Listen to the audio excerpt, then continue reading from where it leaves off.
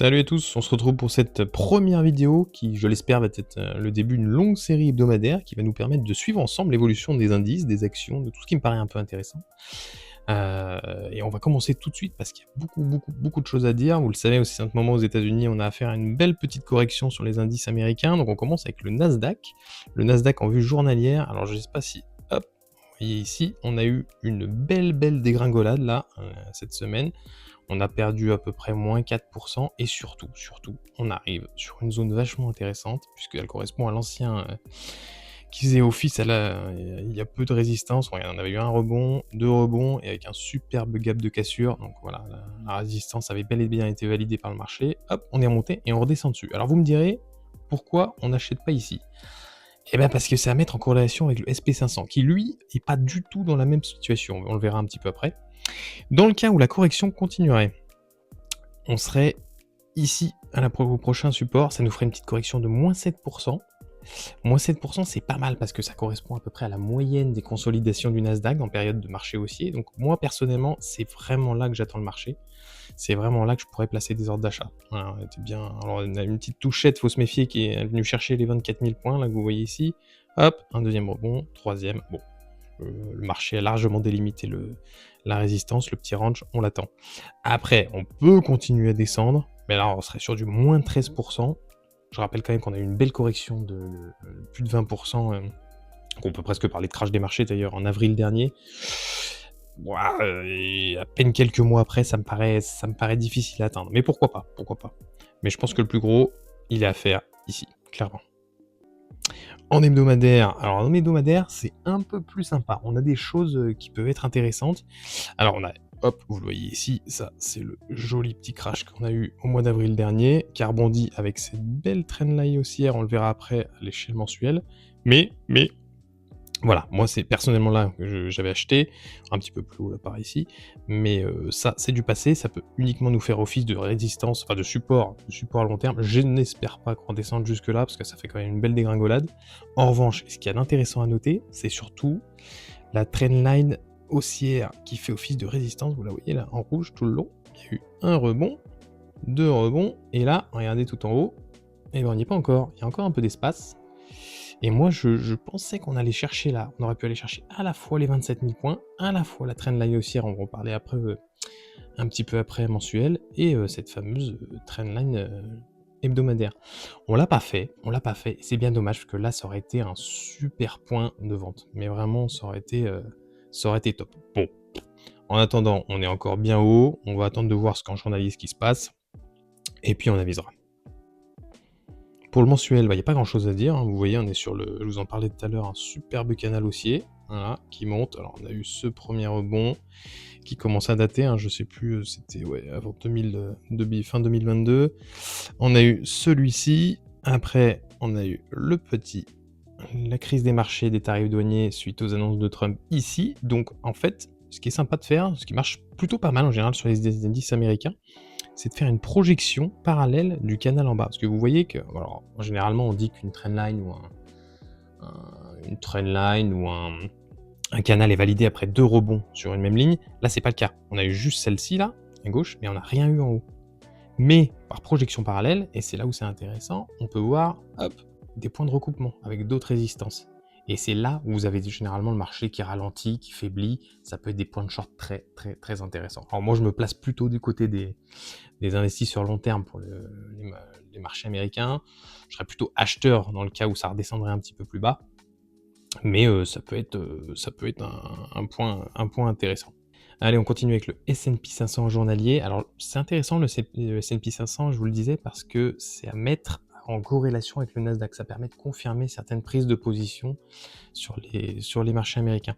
Alors, en journalier, on a beaucoup de choses. Vous voyez que contrairement au Nasdaq, et là c'est intéressant, donc on a eu la petite chute cette semaine, suite à un peu l'espèce de mini-crise de panique sur comme quoi l'IA serait surévaluée. Enfin, ça, c'est pas une nouveauté, mais visiblement, c'est aujourd'hui que le marché en prend conscience.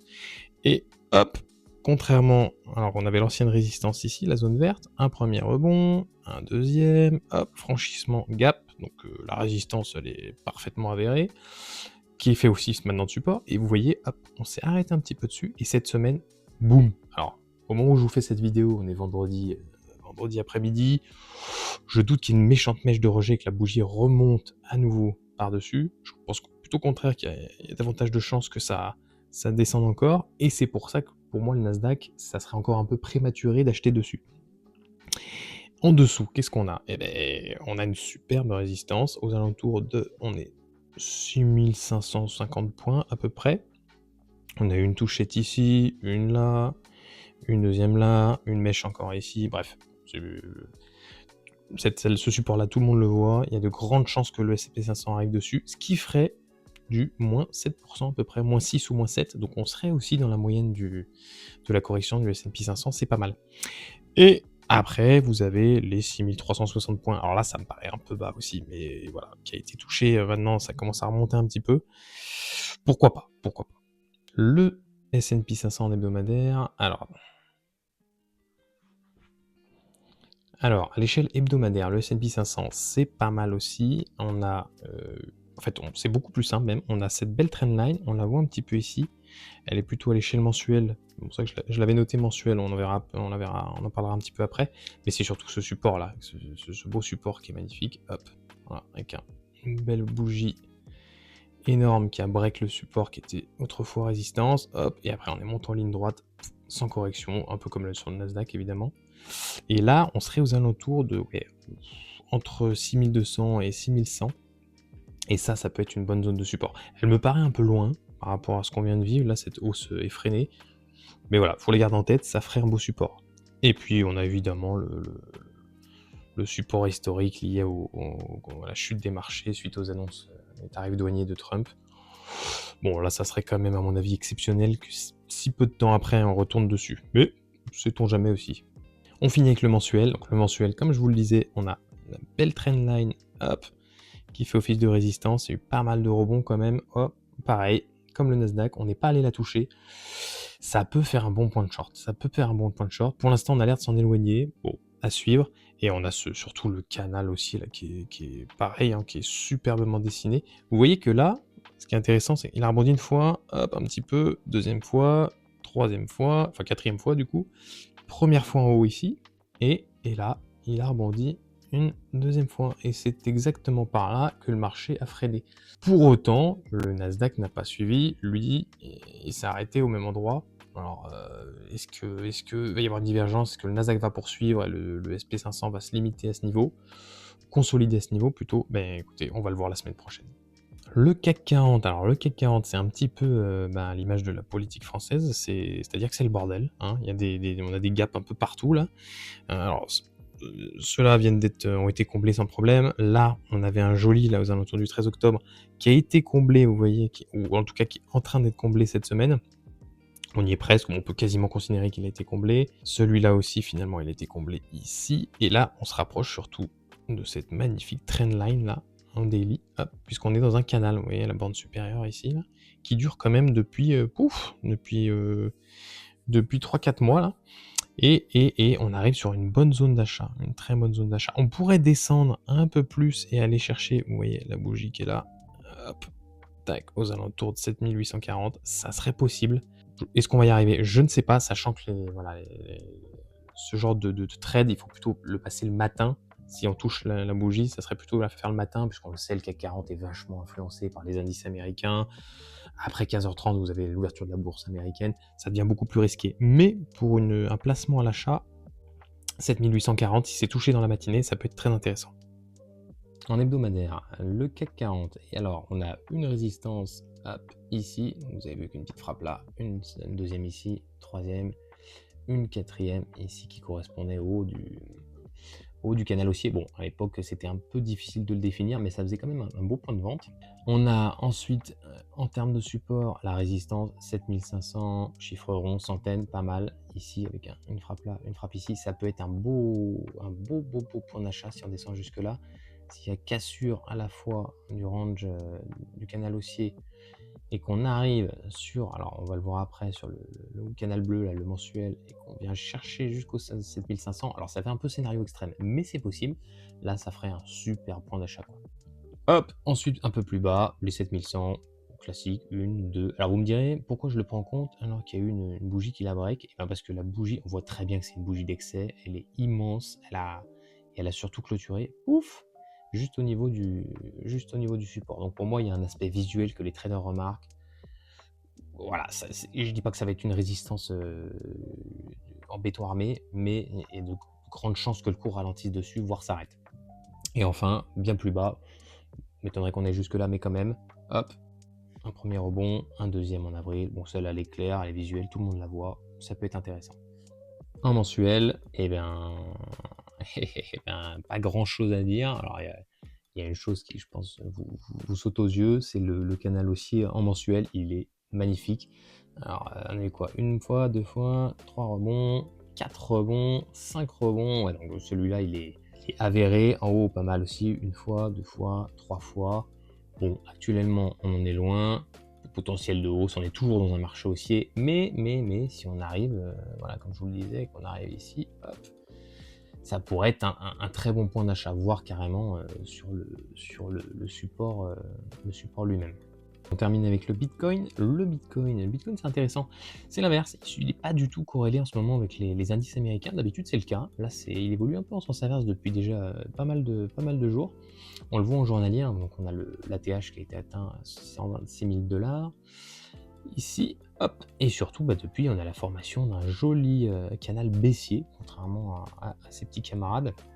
Alors, le Bitcoin, on a des réactions excessives. Hein. Souvent, c'est des bougies avec des mèches de malades. Donc, voilà, moi je prends en compte les bougies surtout normales comme d'habitude, tac tac, de rebond, vous voyez souvent vous avez un gros break là, voilà, la bougie clôture toujours au-dessus. Et là, on le voit pas encore, on va en parler juste après, on arrive hop, dans une zone de support hebdomadaire et en plus on se rapproche du canal, du support, enfin de la borne basse du canal baissier. Ça peut être intéressant, ça peut être vachement intéressant pour un achat. Et puis après s'il remonte, on a la résistance intermédiaire des 116 000, tout simplement. Côté hebdomadaire, alors il y a pas mal de choses à dire pour le Bitcoin. On a donc la fameuse résistance, vous la voyez, hop, ici, hop, c'était le dernier rebond, 99 700 000 $, 99 700 $, pardon, qu'est-ce que je dis, et on arrive donc, on a les 100 000 $ qui sont quand même un seuil psychologique. Au premier impact, ça se voit pas trop, mais on a eu un petit rejet quand il est arrivé pour la première fois sur les 100 000. Là, ça stagne un petit peu, clairement, on est en dehors du canal hebdomadaire. Ça a bien breaké, ça stagne sur la résistance hebdomadaire ici. Ça sent pas très bon, quoi. Ça sent pas très bon. Donc on peut envisager, hop, une petite chute. Alors est-ce qu'il ira aussi bas? Ça on ne sait pas, mais une chute quand même qui la ramènerait vers les 76 000 $, 75 000, 77 000 par là, qui a été bien marqué par le marché avec un rebond sur la borne basse du canal haussier. Ça peut être intéressant. Là je pense que c'est vraiment le point d'achat à pas louper. Si on a une chute du Bitcoin qui se poursuit. Et puis après, bon, alors on a les 52 000 $, bien plus bas. Ça, j'y crois pas trop, ou en tout cas, pas pour tout de suite. Allez, on termine avec le Bitcoin en mensuel. Alors, le Bitcoin en mensuel, c'est pas toujours très intéressant parce que c'est un actif relativement récent. Alors, évidemment, il y a un support que personne ne peut contester, historique, qui a été atteint dès 2021. Hop, vous voyez, ici, après, on a eu la bougie, hop, qui a commencé à le break, et puis on a eu le support, hop, le cours qui a commencé à consolider dessus pendant 1, 2, 3, 4, quasiment 8 mois. Voilà, les 61 000 $, ça je pense que c'est un support en béton armé, je pense que tout le monde peut le dire, il y a de fortes chances que le cours ralentisse, voire s'arrête dessus. Je pense quand même que ça fait un peu bas, ça fait plus de 50% de chute, de réduction du Bitcoin. Bon, à mon avis, la résistance hebdomadaire des 75 000 $, elle aura joué son rôle bien avant. Mais pourquoi pas. Et évidemment, bon là, c'est de l'ordre de la science-fiction. Les 16 000 $ ici, qui ont été atteints pour la dernière fois en 2023. J'y crois absolument pas.